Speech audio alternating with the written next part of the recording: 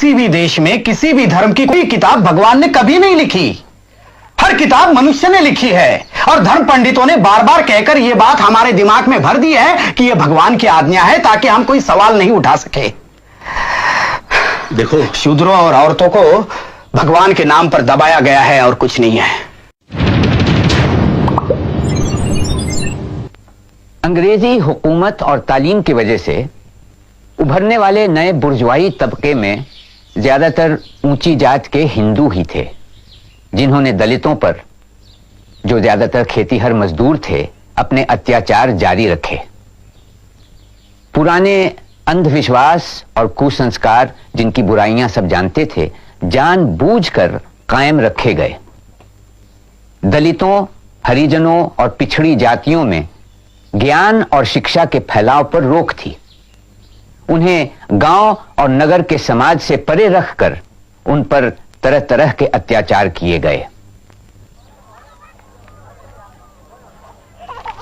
British राज और पश्चिमी उदार मतों और बुद्धिवादी विचारों के फैलाव ने जाति प्रथा के सामने नए सवाल पैदा कर दिए थे।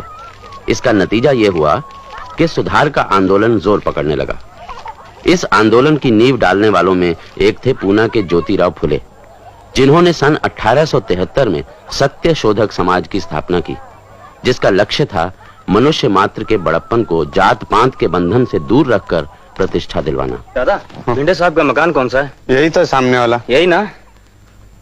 माली जाति में जन्मे ज्योतिराव फुले ने गैर ब्राह्मणों में शिक्षा के प्रसार की जरूरत महसूस की और सन 1848 में पूना में पिछड़ी जाति वालों के लिए एक पाठशाला खोल दी।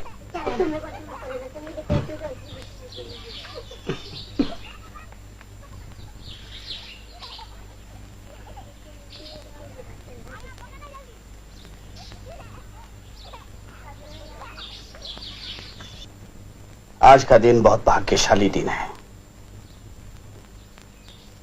कुछ बरसों पहले मैं अपने एक ब्राह्मण मित्र की शादी की बारात में शामिल हुआ था।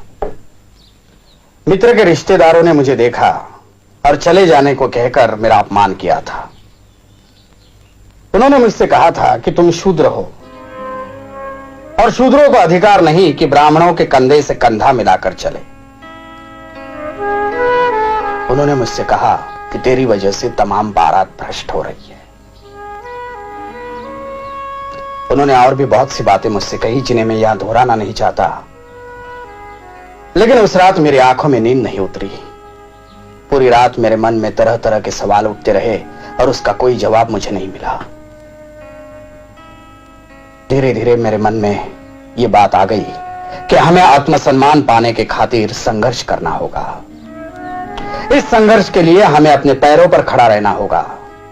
हमें हथियार उठाना पड़ेगा, लेकिन लाठी नहीं, तलवार नहीं, तोफ तमचा नहीं, बल्कि ज्ञान, विचार और सही शब्द। और ज्ञान, विचार और शब्द शिक्षा के बल पर ही मिल सकते हैं। क्या भट्ट पुरोहित हमें शिक्षा देंगे? नहीं देंगे, क्योंकि वे अपने हाथों से ऐसा हथियार हमें नहीं सौंपेंगे। इसलिए हमें खुद अपने को शिक्षित करना पड़ेगा। मेरी पत्नी सावित्री मेरी पहली शिष्या है। अब वो तुम्हें पढ़ाने में मेरी मदद करेंगे। हम इस तरह ज्ञान फैलाएंगे, क्योंकि ज्ञान ही वो दौलत है जिसे आपस में बांटना बहुत जरूरी है। यह हमारी पहली पाठशाला है जो छोटी जाति की लड़कियों के लिए खोली गई है। यहां लड़कों का हम स्वागत करेंगे, लेकिन हमारा विश्वास है कि लड़कियां ही आगे चलकर हमारी भावी पीढ़ी को आकार देगी। विरोध तो इस काम का होगा ही, लेकिन हमें साहस के साथ काम को आगे बढ़ाना है, क्योंकि हम सही रास्ते पर चल रहे हैं। मैं शुभकामना व्यक्त करता हूं कि आप लोग शिक्षा पाने में सफल हो।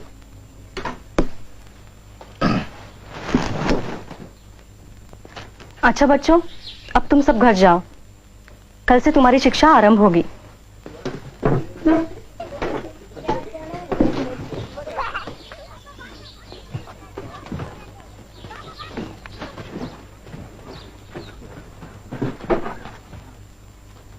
इसे रोज रोज लाना। जी। हम इसे बहुत सी बातें सिखाएंगे। पढ़ना लिखना, कुछ व्याकरण, कुछ गणित।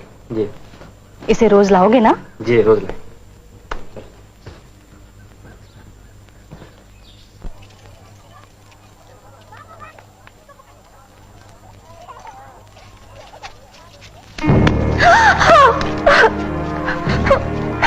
धर्म भ्रष्ट करने वालों का ऐसा ही होता है। तू हिम्मत रखो सावित्री, ये तो शुरुआत है। उनका समाज हम पर कीचड़ी उछाल सकता है और कर ही क्या सकता है।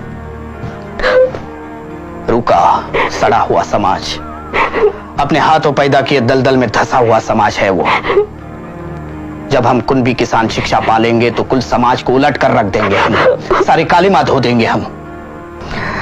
सावित्री, तुमने जो काम शुरू किया है वो बहुत साहस का है। ये मामूली औरत की बूते की बात नहीं कि घर की दहलीज पार करके बाहर निकले और पढ़ाने का काम करे। तुम गर्व से माथा उठाकर चलो सावित्री, एक दिन साबित हो जाएगा कि हम ही सही थे। क्या हुआ ज्योति? क्या हुआ बहू को? नहीं कुछ नहीं बाबा। तो फिर रो क्यों रही है? साड़ी पर ये गोबर और कीचड़, क्या बात है? नहीं, वो पाठशाला से लौट रही थी तब कुछ लड़कों ने उस पर कीचड़ और गोबर फेंका। तो क्या फूल बरसाते? ज्योति, मैंने तुम्हें 20 बार समझाया है कि धर्म कर्म का मामला है, तुम बेकार टांग मत अड़ाओ। शूद्रों को और औरतों को पढ़ने लिखने का अधिकार नहीं है, लेकिन तुम मानते ही नहीं। वो पाठशाला खोलकर तुमने पूना के हर ब्राह्मण को अपना दुश्मन बना लिया है। हर ब्राह्मण नहीं बाबा, कुछ समझदार ब्राह्मण हमारे साथ भी है। तुम्हें पढ़ने के लिए स्कूल भेजा वही मैंने गलती की। उन पादरी मास्टरों ने तुम्हारा दिमाग खराब करके रख दिया है। उसी वक्त मैं अपने समाज के लोगों की बात मान लेता तो आज ये दिन देखना ना पड़ता। अरे तुम्हें करना हो तो करो, जिद्दी आदमी ठहरे, लेकिन मेरी बहू को उसमें क्यों घसीटते हो? क्योंकि शिक्षा ही इस देश को और हमारे धर्म को बचा सकती है। यह तभी हो सकता है जब हर एक को शिक्षा पाने का मौका मिले। मैं अपने धर्म को भ्रष्ट नहीं कर रहा हूं बाबा, मैं उसे सुधारना चाहता हूं। मैं आप ही से पूछता हूं कि यह कानून किसने बनाया है कि सिर्फ ब्राह्मणों को पढ़ने का अधिकार है और शूद्रों को नहीं है? यह ब्राह्मणों का बनाया हुआ कानून है, नहीं है? ये सब भगवान की आज्ञा है। भगवान को इसमें क्यों घसीटते हैं आप? हा? किसी भी देश में किसी भी धर्म की कोई किताब भगवान ने कभी नहीं लिखी। हर किताब मनुष्य ने लिखी है और धर्म पंडितों ने बार बार कहकर यह बात हमारे दिमाग में भर दी है कि यह भगवान की आज्ञा है, ताकि हम कोई सवाल नहीं उठा सके। देखो, शूद्रों और औरतों को भगवान के नाम पर दबाया गया है और कुछ नहीं है। देखो ज्योति, मैं तुमसे बहस नहीं करना चाहता। मैं सिर्फ इतना जानता हूं कि हमारे पुरखों ने कुछ नियम बनाए हैं और हमें उनका पालन करना चाहिए, बस। हाँ, मैंने भी एक नियम बनाया है बाबा। मेरे पीछे पीछे आओ, मेरे पीछे पीछे आओ, रुको नहीं तुम मत घबराओ। धिक्कारो मनु की आज्ञाएं, शिक्षा पाओ और दिलाओ। शिक्षा का आनंद महान, ज्योति का कहना लो मान। बकवास। उन गिरस्तानी स्कूलों के मास्टरों ने तुम्हारे दिमाग में ये खुराफात भर दी है।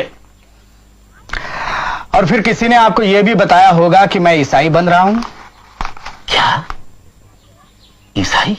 सच? धर्म बदलना समस्या का कोई हल नहीं है। हालांकि ईसाई धर्म की कई बातें मुझे सही और सच जान पड़ती है, फिर भी मैं हिंदू ही बना रहना चाहता हूं, क्योंकि मैं हिंदुओं के विचार में सुधार लाना चाहता हूं। देखो ज्योति, मैं एक ही बात समझता हूं, और वो ये है कि तुम्हारी वो पाठशाला बंद होनी चाहिए और बहू का पढ़ाना भी खत्म होना चाहिए। नहीं, ये नहीं हो सकता। सब हो सकता है। देखो ज्योति, मैं तुम्हें आखिरी बार बता देता हूं कि अगर तुमने मेरी और अन्य लोगों की आज्ञा का पालन नहीं किया तो तुम्हें और तुम्हारी पत्नी के लिए इस मकान में कोई जगह नहीं है। तुम्हें यह मकान छोड़ना पड़ेगा। जैसे आपकी मर्जी। हम हमारे विचारों में बदल नहीं कर सकते, इसलिए घर छोड़कर जा रहे हैं। सावित्री, अपना सामान भरो। मैंने तुम्हें पहले ही कहा था कि यह तो सिर्फ शुरुआत है। भरो सामान जल्दी।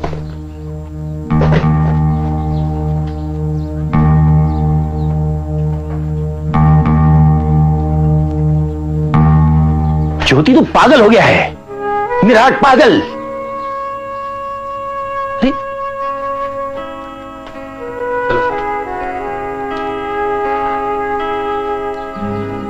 है